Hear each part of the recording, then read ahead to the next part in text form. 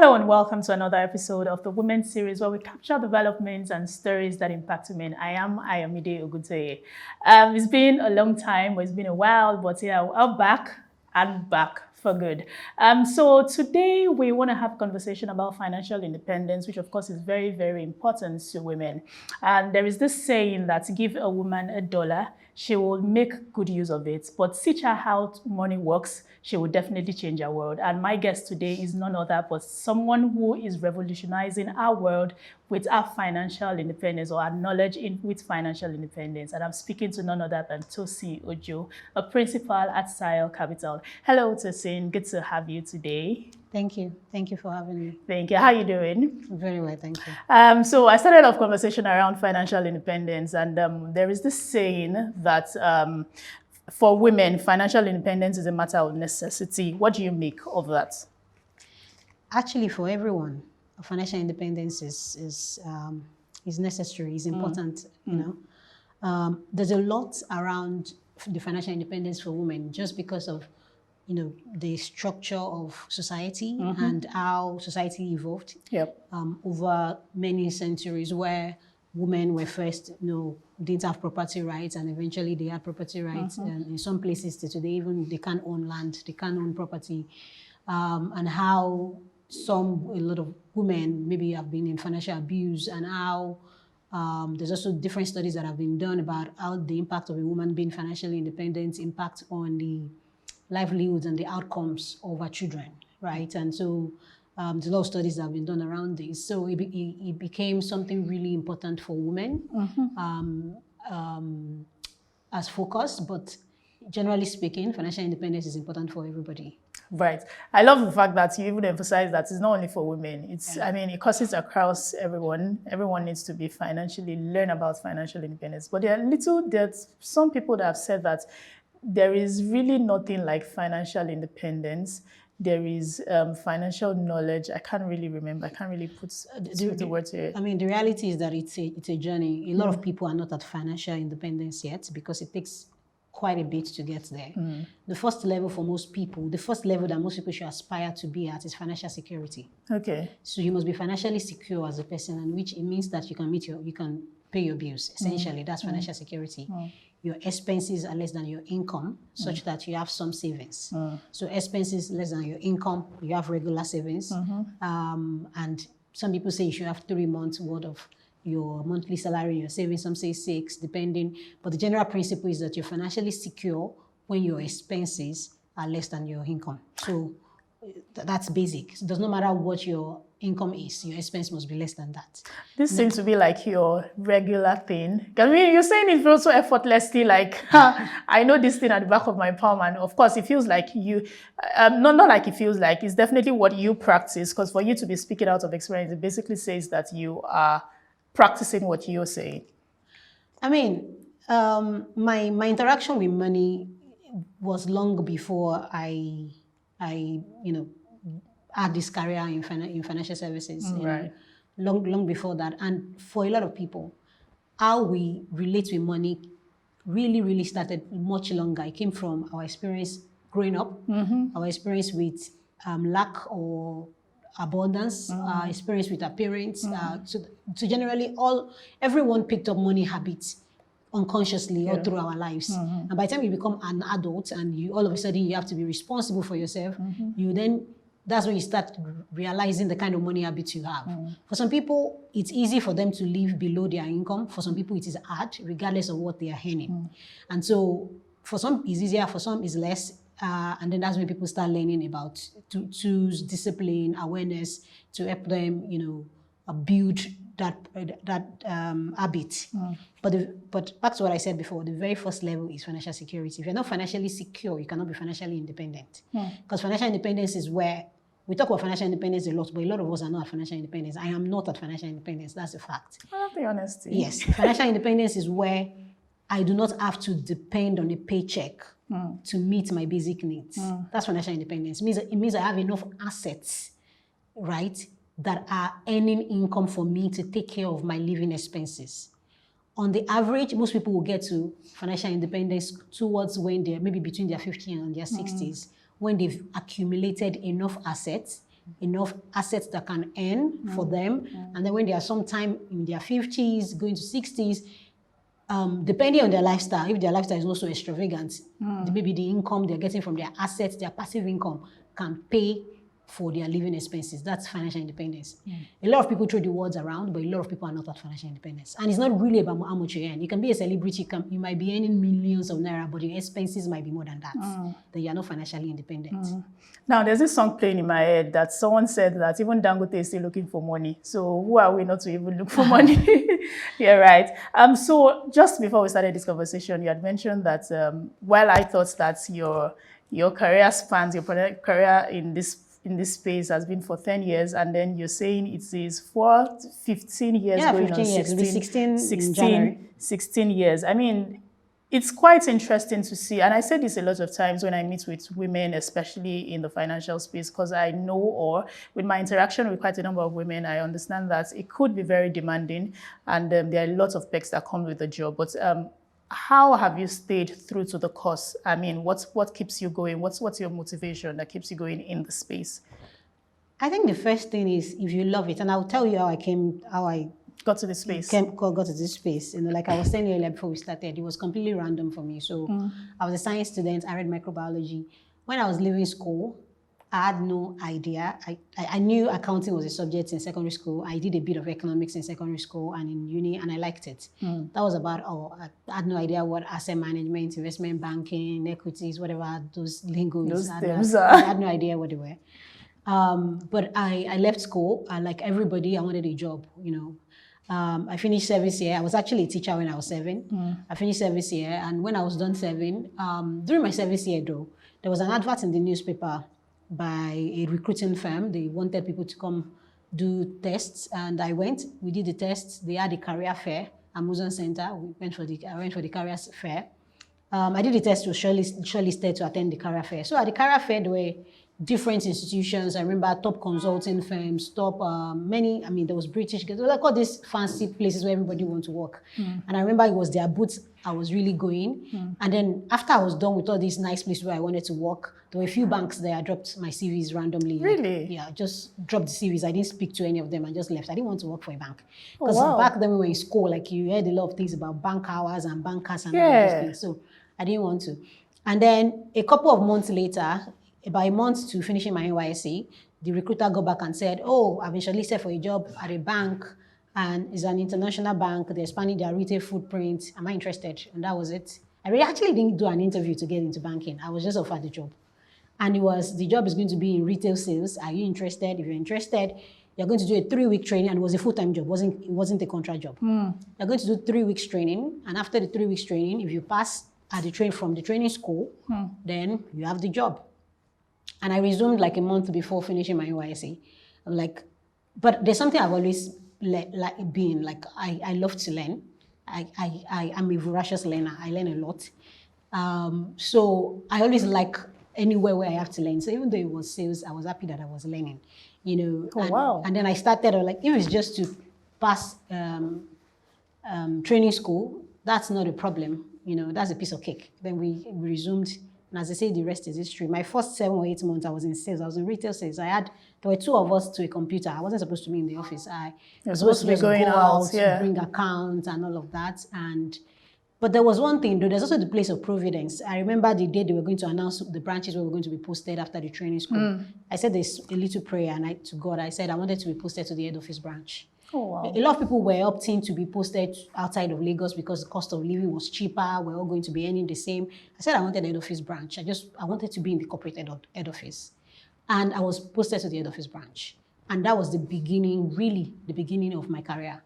I was in the branch. I was doing retail sales, but in that head office, corporate headquarters, there was asset management, there was corporate finance, investment banking, treasury. So I had exposure to a lot of these other units, a lot of the other departments, the core of finance, investment banking, everything, asset management, research. And after a couple of months, I approached the head of research, so I wanted to join the team. And I was interviewed, I was allowed, and that's how essentially first of all, you've dropped quite a number of nuggets while you're speaking, and you might not even have. I picked out some of these things, and you defy the what's it called, the notion that women have imposter syndrome. You went for what you wanted. Like, it was just at every point, even at the point where you probably were not sure if you were going to get the job or something, just did it casually. You still, I mean, it speaks to how a lot of people say that women have imposter syndrome, and it's part of what limits us as women. But I mean, you did not have any of those. To be fair, I probably started having imposter syndrome much later in my career as an adult, because as a young girl, I wasn't raised, I mean, and this goes to my mom, I wasn't raised to even think there were limitations, to be fair. Really? Yes, I was fairy. I wasn't raised to imagine that there was even a limitation. You know, and again, that kudos to my mom. So it was just, we were just two girls. And of course, there are results to yes. To all so of those to be things. honest, when I started, I didn't even think that there was an issue with, you know, I approached my head of unit to say I would like to change department, you know, and, you know, I sent an email to the head of research, you know. He eventually was, Dr. Kale was eventually the DG of Nigerian Bureau of Statistics. You know, I sent an email, you know, eventually. But yes, a lot of women have imposter syndrome. So it is when you start hearing things, you now start doubting yourself. Exactly. But, you know, back then, because maybe of my background, you know, I didn't think that it was impossible. And as they say, you know, our backgrounds actually does make us. It makes us, and it makes us who we, I mean, it stems up, we see it in who we are eventually when we grow up. So let's quickly talk about financial planning and advisory, where you are now. I mean, your journey is quite interesting, and all of those things. This actually, I'm actually, sorry that I'm cutting in, I'm actually in private equity now. Oh, right. So I've done advisory, asset management, but right now I'm in private equity. All right. But I still want us to talk a little bit about financial planning. I mean, this talks to the current economy situation we found ourselves in the country. I mean, you have like your experience, we pans out like that. What would you say is the significance of financial planning and advisory, maybe to say, in considering what we have at the moment in our economy? I mean, so I'll approach it in two ways. I'll approach it from a corporate point of view. It's very significant. It's very important. And a lot of companies, especially SMEs, are like grossly lacking in financial planning. And it's a number of things. Many SMEs, even in our space in private equity, we see a lot. They do not have the basic skills, or they do not have the basic resources. And the resources now mean skills, people, to help them do proper financial forecasting, proper financial planning. It's a problem. There's a skill gap in there. Part of it is the SMEs cannot afford, some of them cannot afford the resources required to have a good finance manager. And I'll explain the difference. You know, financial planning is outward looking. You're looking at trends, you're looking at development, and you're projecting how your business is going to evolve. And then you're cascading that into numbers, you know, to know what your P and L and all of that is going to look like.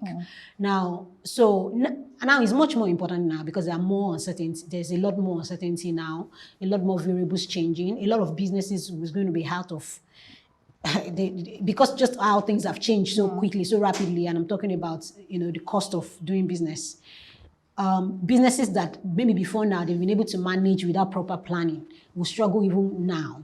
Because you will run out of cash and you will not know that you will not be able to do your review, your pricing very quickly because you're not planning, you're not tracking, you don't have tools to show that, you know, what I bought at X price yesterday, I cannot sell it at this price. So it's a lot more dynamic now. So it's much more important, but it's continued to be an area of struggle for SMEs, right, in Nigeria generally. Now, speaking about SME, during your time at Chapel Hill Denham, you managed, or you were part of people that managed the women-focused impact investment platform, that's the SME.ng, and contributed analytically to strategic projects as the vice president in the CEO's office, right?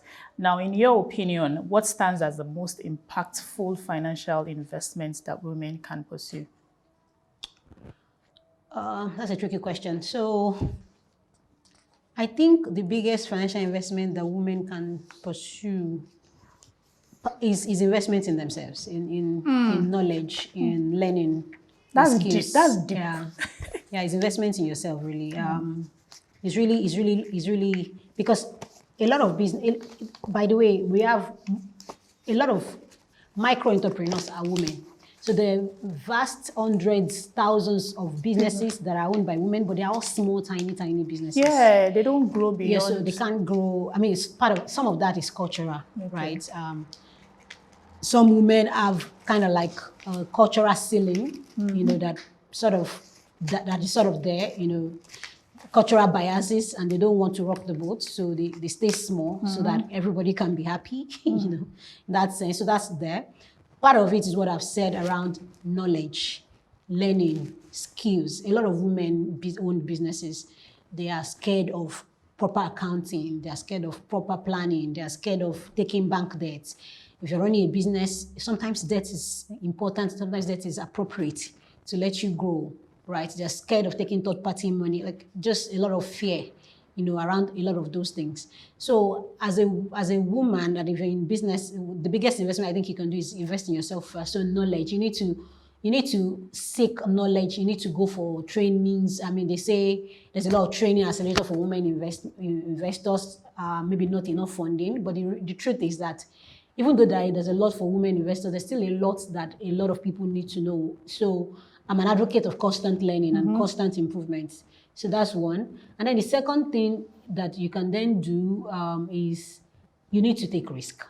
Risk and return, they're like two sides of a coin.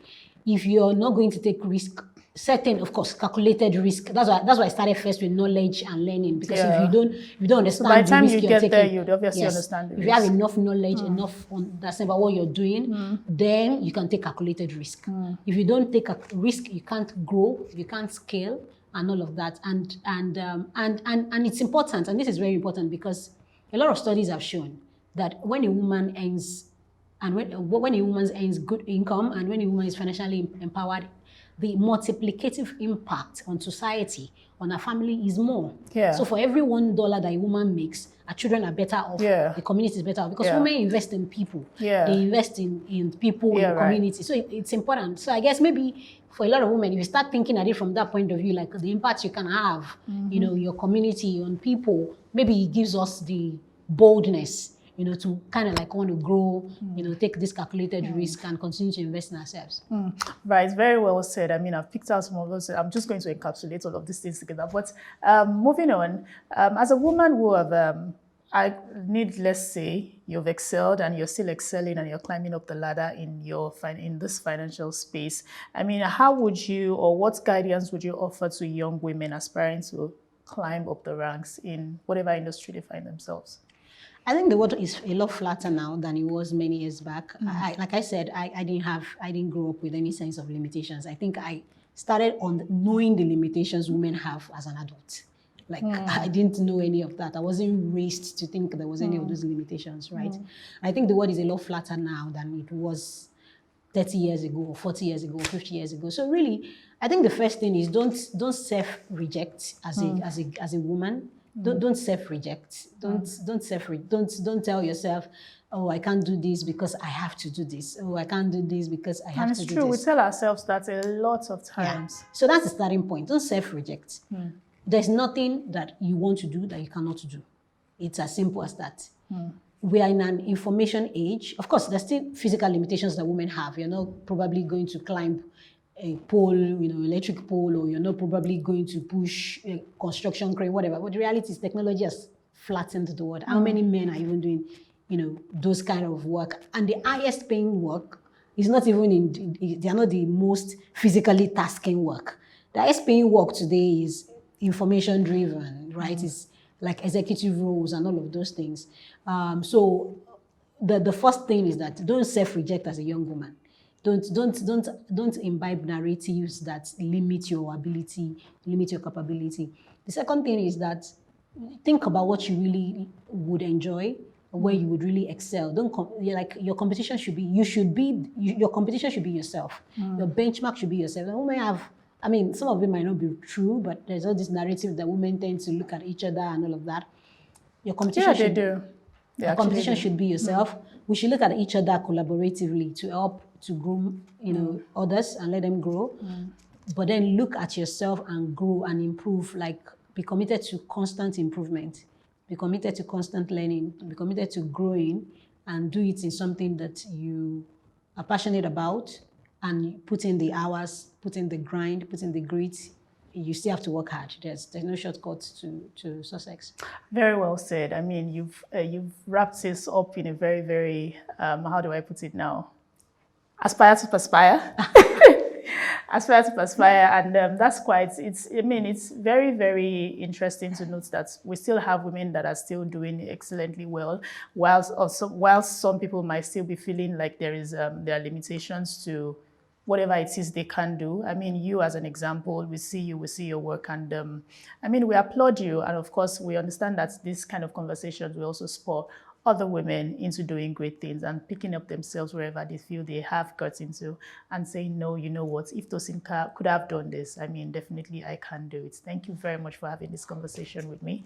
It was quite enlightening, especially the part where you talked about financial security and the fact that we loosely throw the word financial independence, and you could have all the money in the world and still not be financially independent. Yeah, definitely. Thank you very much. It was great speaking with you. It's a pleasure. Thank you for having me. And on that note, to end today's conversation on the Women Series, I hope you've learned one thing or two. Especially if you did not learn anything, you would have to go back, watch again, and then pick out something for yourself.